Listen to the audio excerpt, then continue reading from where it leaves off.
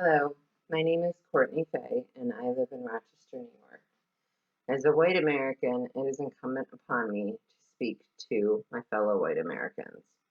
I do this for Black Americans because the onus is not on them. It must be on us. I am imperfect, and I may stumble, but I will not let that prevent me from doing what I can to push for change and to stand with Black Americans and demand that all white Americans do the same. I did write this out because I wanted to be sure I didn't stray from what I needed to say, so bear with me. I've been watching the protests and listening to Black Americans speak about the injustice they live with daily. I have seen cops instigating attacks on peaceful protesters. I've seen outside agitators riot and loot and light a match to this tinder keg. I do not believe they are Antifa. It is much more likely that they are white supremacists looking to delegitimize these legitimate protests. The only place I can think to start with what I want to say to white Americans is to step up to the plate and do what many Black Americans ask us to do: confront our own racism. To be a white American is to be a product of a legacy of racism. There is no way around this. To deny it is to deny the last 400 years of white supremacist oppression of Black Americans. My grandfather, on my dad's side, was racist. I didn't know him well because he had a stroke before I was born, and half of his brain had been paralyzed. What I knew of him was that he was a strict man. He went to Harvard to become a lawyer, but could not finish his degree due to financial issues. He changed course and became a teacher and then a principal. I had only one experience of his racism, but if it was enough. My cousin and I were folding laundry in the back room of my grandparents' house. My grandfather was in the living room watching the Olympics, which my cousin and I were also watching as we folded clothes. There was a track race on. I remember hearing the highlights of the runners, including a runner from an African country, though I was too young to remember which country. The African Olympian blew the other competitors away. I was so impressed as he ran across that finish line. As he did, my grandfather in the other room yelled at the TV, "You learn to run like that in the jungle, you N-word." I shot up from my seated position on the floor and was about to scream bloody murder at him when my cousin shot up after me and slapped her hand over my face. She looked at me and said, "Upstairs, now." She said that he was born in 1910 and didn't know any better. It was how he was raised. I said that it was still wrong. She agreed, but noted that I was not going to change him and I would likely cause problems. Even if he would have been receptive, with his stroke, that was highly unlikely. Because I was around 8 at the time, she was probably right, even though I still wish I had said something. The thing was, her mom and my parents had irrevocably broken the cycle. Her mom, my aunt, taught English as a second language in a city school. My parents raised my brother and I on principles of love and inherent equality for all people. They had diverse friends, and they never closed the door on anyone. This is one example of the legacy of racism that I come from. My parents broke that chain, but it is not enough. It is not enough that I do not embrace racism. As a white American, it does not matter that I am Jewish. It does not matter that most people care more about my Judaism than knowing that I'm also half Catholic. It does not matter that I'm a lesbian. When I walk down the street, or into a store, or into a job interview, or into an emergency room, or into a police station, I am seen as a white American. I am seen as not a threat. That is not the reality for Black Americans. This nation was built on the promise that all people had an inherent right to equality and equity. That is not our history, but that is our promise. I love Black people. I do. I love Black men. I love Black women. I love Black children. I knew there was racism from the time I was young. My family was one that watched the news and kept informed. My parents did not shield us from racism, but rather they pointed it out so we would know it was wrong. Growing up in the 80s, seeing it was thought to be enough for my white bubble. It wasn't until after 2000 that I was able to see Black Americans needed more from white people. Excuse me.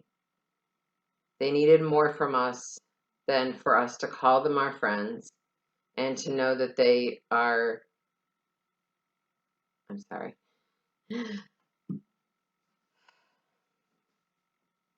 It wasn't until after 2000 that I was able to see that Black Americans needed more from white people than for us to call them our friends and to know that they are not treated equally or equitably in this country. We needed to put our friendship into action. This is not just police shooting Black Americans and getting away with it. This is intersectional, systemic, generational racism that seeps into every crack of every Black American's life. It is death by 1,000 paper cuts. It is microaggressions that get flung every time a Black American turns a corner. I know this because I've been doing my part to listen to Black Americans, and I've learned how important it is to believe them. To that end, I want to pass along some of the ways I have learned that white Americans can break the bubble of privilege that we live in. The first is to speak up. That means owning up to the racism and implicit biases that we carry. Anytime we react differently to a situation based on the race of the person in the situation, anytime we realize that we have neglected to acknowledge a Black person in front of us, anytime we classify all Black Americans, or most, as any one attribute, trait, or behavior.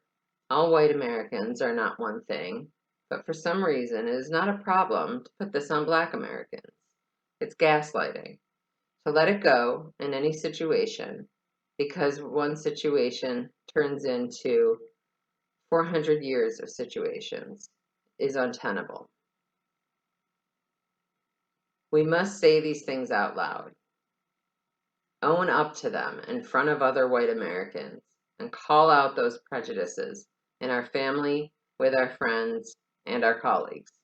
There can be no equivocation.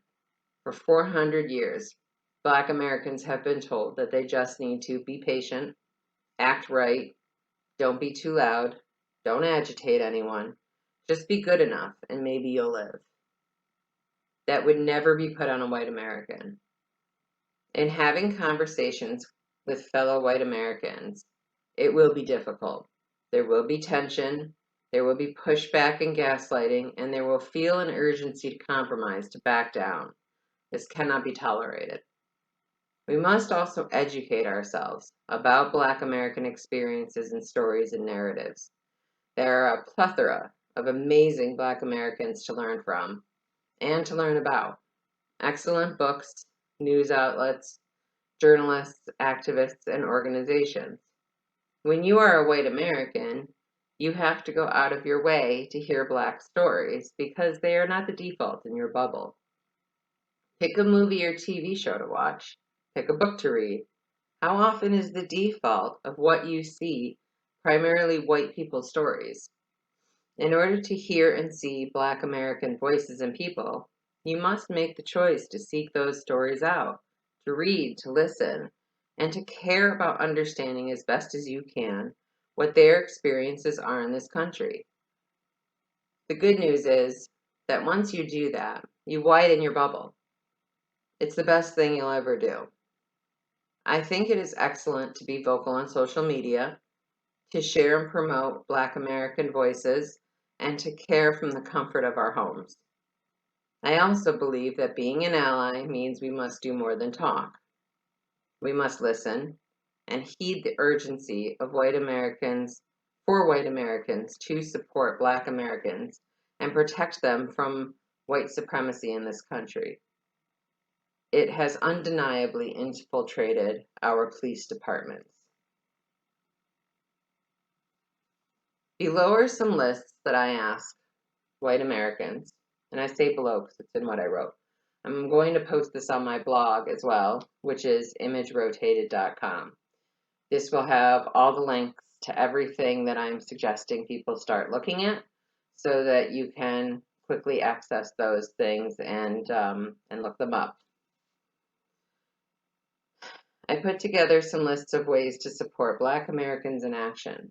I recommend books to read, including my to-do read list for further suggestions, documentaries, limited series, and movies to see based on ones that I have watched, journalists, news outlets, and activists to follow, read, and listen to, as well as elected officials and candidates to support, organizations to support, and other action items, as well as some of my action items for the next week.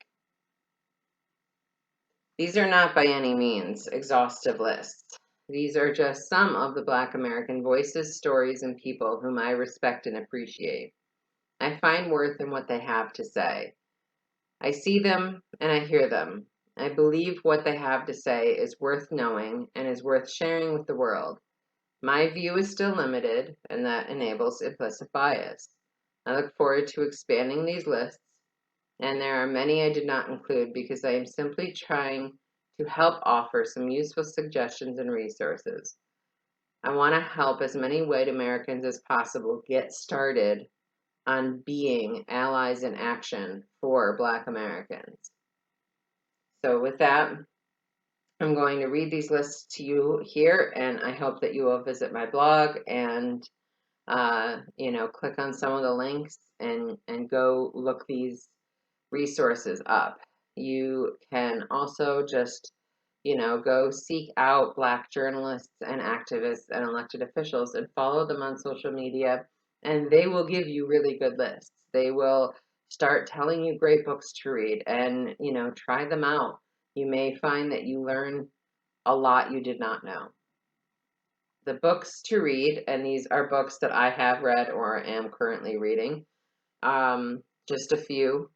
The Fire Next Time by James Baldwin. I believe this really should just be required reading for all of white Americans.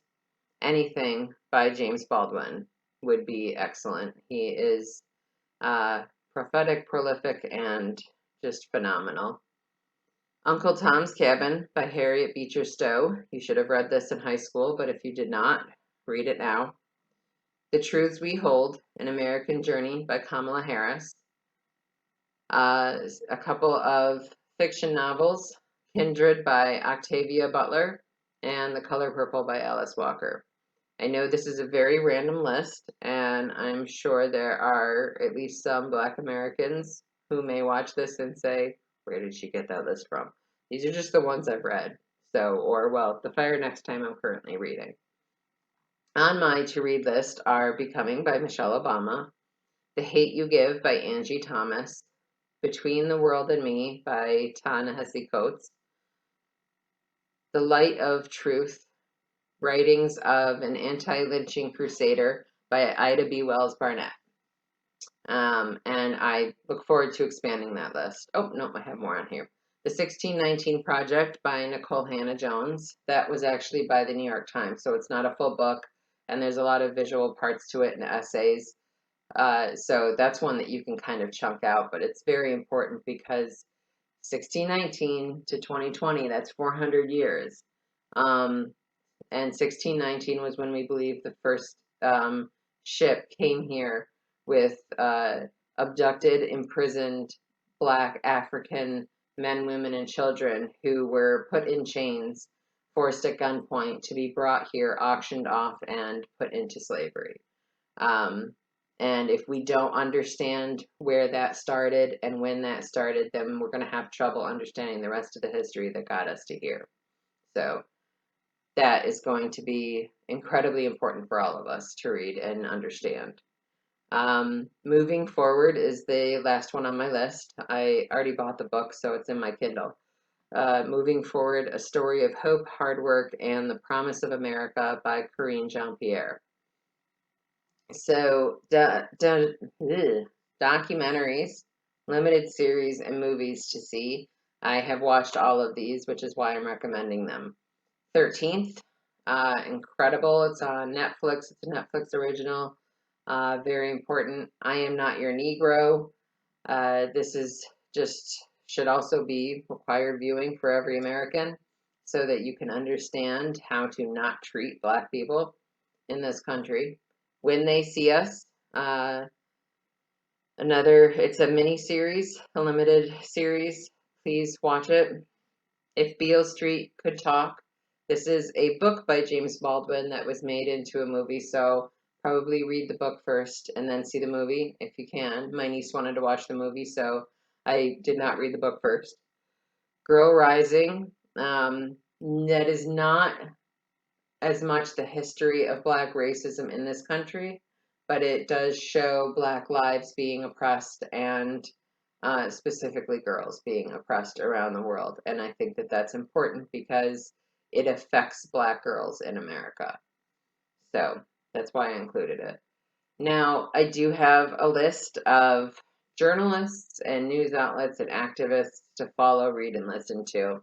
Um, on my blog post, I have included their Twitter links because I am primarily on Twitter for that purpose. So I understand that people use all different social media in different ways. I have basically created my Twitter feed into a feed of, elected officials, my government, at every level, my local government Twitter feed, my state level, and Congress, and well, except for the White House and Trump because I blocked him. Um, he doesn't need more followers. I did this so that I use Twitter as my way to make sure that I'm getting real stories from the people that I need to hear from.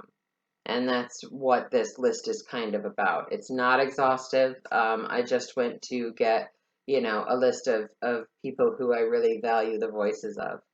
The first on this list is TheRoot.com. There are a lot of mainstream medium organizations that do good reporting. I subscribe to the Washington Post. They are really good. I like Amy Vanderpool. She's on Twitter and she's got great reporting too. There's great uh, organizations for journalism that exist out there. But if you want to be seeing the reality of how much is happening to Black Americans, you really should be following The Root. You really should be supporting their journalism and, reading their content so that you really get a widened view from your bubble. The rest of my list, I'll just read them off.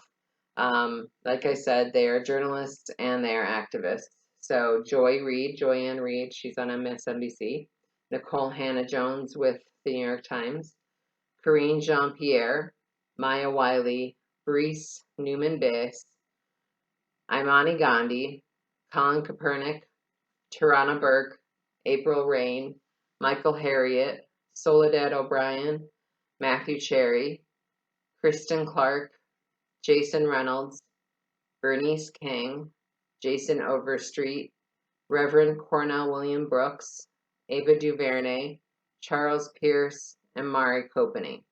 That is just a very, smattering of really awesome people that can help white Americans break open their bubble and hear really good voices that are going to help you learn more of what this is all about.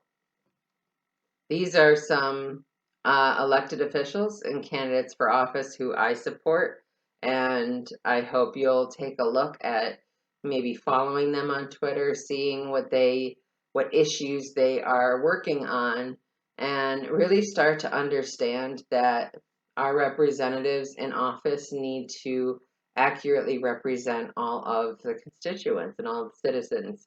And that's why it's important that we help elect more Black leaders so that we have real representation for the Black community at every level. So here's my list. Representative Maxine Waters in Congress, Representative Val Demings, Senator Kamala Harris, Senator Ayanna Pressley, Representative Eleanor Holmes Norton, Representative Lauren Underwood, Stacey Abrams, Letitia James, Samra Brooke, Senator Elizabeth Warren, Jamie Harrison, and Mayor Lovely Warren. I'm in Rochester. Organizations that are good to support, which is, again, putting our action first. You know, it's great to say that Black Lives Matter. Maybe consider making a donation to Black Lives Matter to help them. So the organizations to support on my list, this is just a partial list, and this is mostly national lists. The NAACP, Black Lives Matter, as I said, Alliance for Justice, Anti-Defamation League, and National Urban League. There are also local groups that are really good to connect with and help. There are local outreach centers. Here are some other action items that I'm going to ask white Americans to start taking. Verify that your voter registration is valid and active. Contact your representatives at the local, state, and federal level to demand meaningful actions be taken to protect Black Americans. Every police officer who has killed a Black person must be arrested and charged. There must be a trial. There must be justice. Support local Black-owned businesses. Donate to local shelters and outreach centers. Get off the sidelines and support a progressive candidate for office. Support a Black American candidate for elected office. Actively support Black American representation in this country. Support Black voices. Listen to them. Hear them. Believe them. You will have the urge to correct them or pick apart what they are saying. Stop. Just believe them and spend some time with accepting what they said as they said it, without you trying to control their words or make them fit through your bubble. Find ways you can use your white privilege to support a Black American person in your life. If you see someone stopped by the cops, stay. Videotape and make sure they are okay. If you are present with a Black friend, colleague, or acquaintance, or passerby, and you see that they are being denigrated, disrespected, or attacked in any way, be a stopgap. Confront the situation, acknowledge the Black American, and confront the white American's actions. Stand with the Black American and insist the white American do the same. My action items for the next week, so that there is accountability, that I'm not just telling people to do something and that I'm not doing anything, is to contact my local, state, and federal representatives and demand meaningful actions be taken. I am going to be looking at some of the materials that Black Lives Matter group and other groups have been putting together about how we need to reform our police departments across this country. And I'm going to work that into what I send to my representatives. I use tools like ResistBot and Countable as very convenient ways to get a hold of my representatives. You can also just go to the government website and look up their email or their phone number, and you can contact them.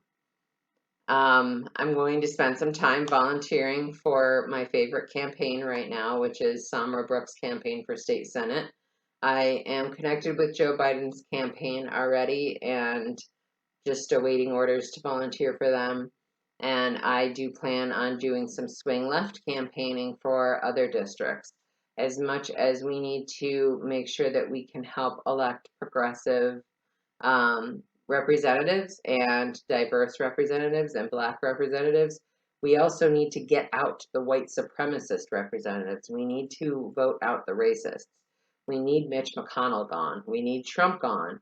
We have to get people mobilized to do the very simple thing of being an informed voter and voting. I'm also going to be reaching out to my Black friends and colleagues this week to ask if there is anything I can do to support them.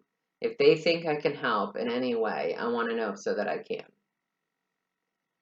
I know this was kind of a lot to put out there. I hope some of you are still with me. I know I stumbled. I know I kind of meandered, but my bottom line is that I care so much for the soul of this country. And to me, the soul of this country would be devoid if we did not have Black Americans with us. I want them to be equal. I want them to be protected. I want them to have equity. I want them to have the same opportunities that I have. I don't want my privilege, but that's not enough. So we have to find tangible ways to shed our privilege, to not speak for Black people, which is, I want to make sure I'm not trying to do that, and I certainly don't want to. I'm speaking from the position of my whiteness and suggesting that maybe I can do something more. And part of that is by appealing to other white Americans and saying we really need to step up. Thank you for your time and be safe out there and make sure you socially distance. We still don't have a vaccine. Thank you. Have a nice night.